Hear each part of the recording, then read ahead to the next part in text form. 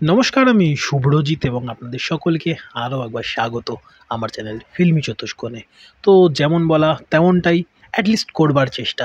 গতকাল একটা ভিডিও দিয়েছি এবং এভাবেই চেষ্টা করব যতটা পারি আগের মতো করে আগের জায়গাতে গিয়ে রেগুলারিটি মেনটেন করবার। তো কথা না বাড়িয়ে শুরু করা যাক। এই ভিডিওর মধ্যে দুটো নাটক নিয়ে কথা বলবো। একটা এসছে এই জাস্ট ৩-৪ দিন হবে এবং আরও একটা এসছে ২ সপ্তাহ আগে। তো দুটো নিয়ে একসঙ্গে কথা বলবো। সিনেমা হলে তো দুটো এসছে।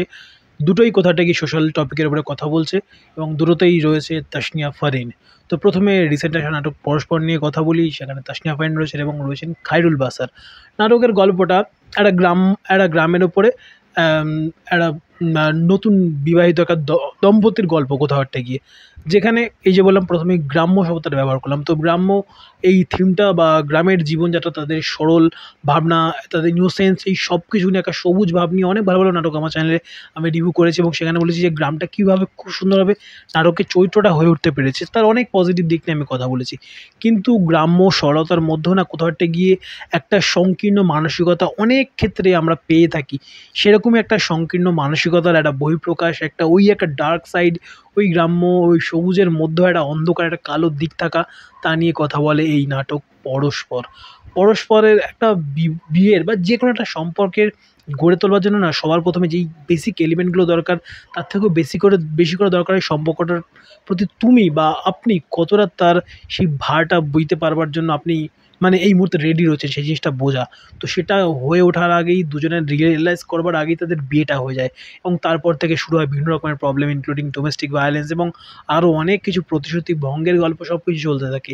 এইরকম জায়গাতে দাঁড়িয়ে তাসনিয়া ফারিনের চরিত্রটা কি সব কিছু মেনে নিয়ে কোথাও একটা গিয়ে আমাদের ভবিতব্য এটাই বা নারীর এটাই ভবিতব্য, স্বামীর পায়ের কাছে থাকা অ্যান্ড অল এসব মানে দুনিয়াভর কি মেলোড্রামাটিক জিনিসপত্র মেনে নিয়ে তার জীবন কাটায়, নাকি না সে কোনোভাবে তার মতো করে মুক্তির কোনো রাস্তা খুঁজে পায়, সংসারটা আল্টিমেটলি গিয়ে ভাঙে। এসবেরই গল্প আপনাকে দেখতে হবে এবং যেভাবে এই নাটকটার এন্ডিং হয় কোথাওটা গিয়ে সত্যি আপনাকে ভাবাবে, অ্যাকচুয়ালি ভাবতে বাধ্য করবে। এবং তাসনিয়া ফারিনের নাটক মানেই এই মুহূর্তে দুজন অভিনেত্রী বাংলাদেশের নাটক ইন্ডাস্ট্রিতে খুব চুজিভাবে কাজ করছেন।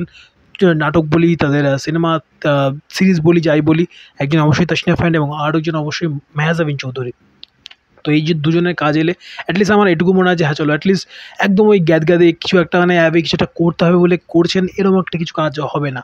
অ্যাটলিস্ট সেটুকু আমার মনে হয়। তো এই নাটকটা যখন আমি শেষ করি তখন মনে হয় যে হ্যাঁ, খায়রুল বাসারের চরিত্রটা যেভাবে ডিজাইন করা রয়েছে, তার যে অবসেশন তার ব্যবসাকে নিয়ে, সে একটা জায়গাতে মেয়ে দেখতে গিয়েছে, সেখানে গিয়েও তার ওই ব্যবসা বা তার মানে তার নিজের বাইরে সে কাউকে চেনে না এবং কোথাও একটা গিয়ে ওই কোয়েড এডুকেশন বা ছোটো থেকে একটা ওই বয়েজ সার্কেলের মধ্যে বেড়ে ওঠা মানুষদের কাছে তারা জানে না যে অন্য জেনারেশনে তারা কীভাবে বিহেভ করতে হয় এবং সেক্ষেত্রে মানে কোথাটা গিয়ে পরিবারের আপব্রিঙ্গিংটাও ম্যাটার করে যায়। তো এখানে পরিবারের মানে পরিবারের একটা মাইন্ডসেট, গ্রাম্য বললাম যে গ্রাম্য মানুষদের যেই সরল মানুষজনকে আপন করে নেওয়ার যে চেষ্টা এবং তার সঙ্গে সঙ্গে সব কিছুর একটা যেরকম কালো দিক থাকে, ঠিক সেরকমই মানসিকতার যে সংকীর্ণতাটা রয়েছে, সেই সংকীর্ণতাটাকে যেভাবে ডিল করে, ওভারঅল ওই ৪০ মিনিটের মধ্যে অনেক কিছু অফার করবে নাটকটা আপনাদের।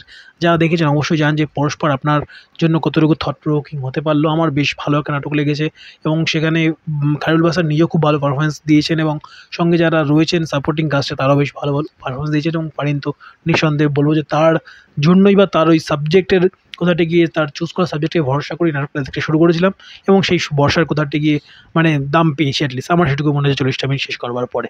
যারা দেখেছেন অবশ্যই কমেন্ট বক্সে জানান। তো এরপরে নাটকটাতে মুভ করবো। নাটকের নাম জেনি। এসছে ইন্টারন্যাশনাল ওয়ার্কার্স ডে বা ইন্টারন্যাশনাল লেবার্স ডে উপলক্ষে। তো প্রবাবলি মার্চের ওই বা শ্রমিক দিবসটাকে কোথাটা গিয়ে মাথায় রেখে জিনিসটাকে আনা হয়েছিল নাটকটাকে। ৫০ মিনিট একটা নাটক, সেটাও রয়েছে সিনেমা হলার ইউটিউব চ্যানেলেই। যিনি মুখচ্চিত্রের মানে মেল লিড যিনি, তার নামটা আমার এই মুহূর্তে মনে পড়ছে না, সরি ফর দ্যাট। তো এখানে নাটকের মুখ্য বস্তুটা হচ্ছে এই কর্পোরেট মজদুর। এই জিনিসটা নিয়ে ফেসবুক, লিঙ্কডইন বা যেসব সোশ্যাল সাইটগুলোতে মোস্টলি জবের অফার টফার অ্যাটলিস্ট মোস্টলি যারা লিঙ্কডইনে ঘুরে বেড়ান বা তারাই মোস্টলি এগুলো দেখতে পাবেন যে কর্পোরেট মজদুর। অ্যাকচুয়ালি ওই মজদুর টার্মটা কীভাবে কর্পোরেটের সঙ্গে যায় সেসব নিয়ে মোটামুটি এই নাটকটা। এবং এই ৮টা ৫টা জীবনের মধ্যে যারা গভর্নমেন্টে জব করেন তাদের ক্ষেত্রে কি এতটা খারাপ অবস্থা হয় কিনা আমি জানি না, বাট প্রাইভেটের লোকজন প্রচুর কিছুর মধ্যে দিয়ে যান apart from the work load. Work politics, workload মানে ওয়ার্ক পলিটিক্সটা সব জায়গাতে রয়েছে, সে গভর্নমেন্ট হয়ে থাক কি সেটা প্রাইভেট হয়ে থাক, বাট সেখানে ওয়ার্কলোড তো একদিকে যেরকম তাদেরকে সহ্য করতে হয়, তার সঙ্গে জেন্ডার বায়াসনেস এবং বসের বিভিন্ন রকমের এটা ওটা সেটা বায়না দাবি, তার মোটামুটি তাকে খুশি রাখা, কারণ অ্যাপ্রাইজাল হবে না, না হলে প্রমোশন পাবো না, না হলে এইটা হবে না, নাহলে সেটা হবে না, অনেক কিছু তার ওই সেনদৃষ্টি থেকে দূরে থাকবার চেষ্টা, সব কিছু মিলিয়ে ওই একটা ঘোটালা। এবং সেটা যদি খুব বড় একটা অফিস না হয়ে থাকে সেক্ষেত্রে একদম স্টার্ট আপের মতো যদি সেটা হয়ে থাকে, বা তার থেকে যদি হালকা একটু বেশি কিছু হয়ে থাকে, সেখানে প্রফেশনালিজমের জাস্ট পিও না থাকা, এই বিষয়গুলো নিয়ে কীভাবে নাটকটা ডিল করে, বেশ ভালো, বেশ থট প্রোভোকিং একটা নাটক। এবং তার মাঝখানে কোথা থেকে লাভ ট্র্যাকটা খুব যে একদম স্মুথলি এসে তা নয়, বাট যেটুকু এসে ঠিকঠাক রয়েছে, বাট যেই জিনিসটা দেখানোর চেষ্টা হয়েছে এবং কিছু প্রফেশন নিয়ে মানুষের মনে যে স্টিরিওটিপিক্যাল বিষয় টিষয়গুলো রয়েছে, দেখুন পুলিশ প্রচুর ২ নম্বরই করে, মিথ্যা কথা বলে লাভ নেই, পুলিশ প্রচুর ২ নম্বরই করে, বাট তারপরেও দুনিয়াতে সব পুলিশ খারাপ এটা আমি মানতে পারছি না। ঠিক সেরকমভাবে মিডিয়ারও প্রচুর ২ নম্বরই কাজকর্ম রয়েছে, বাট তাই বলে প্রতিটা মিডিয়া বা প্রতিটা সাংবাদিকতার সঙ্গে থাকবার মানুষই যে খারাপ তাও আমি মানতে পারি না। ঠিক সেরকমভাবে সোসাইটি কিছু কিছু প্রফেশনকে যেভাবে দাগিয়ে দিয়েছে, সেই জিনিসগুলোকে নিয়ে যেভাবে ট্রিটমেন্ট করা হয়েছে, এবং সবে মিলে বেশ থট প্রোভোকিং দুটো নাটকই, যার জন্য আমি তাসনিয়া ফারিনের দুটো নাটক বলে একটার মধ্যে রিভিউটা করতে এলাম। যারা দেখেছেন অবশ্যই কমেন্ট বক্সে জানান, এবং যারা জেনে দেখেছেন তারা এরকম জিনিসগুলো আপনার কর্মস্থলে কতটুকু ফেস করেন, আপনাদের কী ব্যক্তিগত অভিজ্ঞতা, এই জিনিসগুলোর সঙ্গে কতটুকু কানেক্ট করতে পারলেন, অবশ্যই কমেন্ট বক্সে জানান। ভিডিও ভালো লাগলে like share subscribe, channel video প্রথমবারের জন্য দেখে থাকলে চ্যানেলটাকে সাবস্ক্রাইব করুন, পাশে থাকা নোটি বাটনটাতে অল নোটিফিকেশন অন করে চ্যানেলের সঙ্গে থাকতে ভুলবেন না। Bye bye.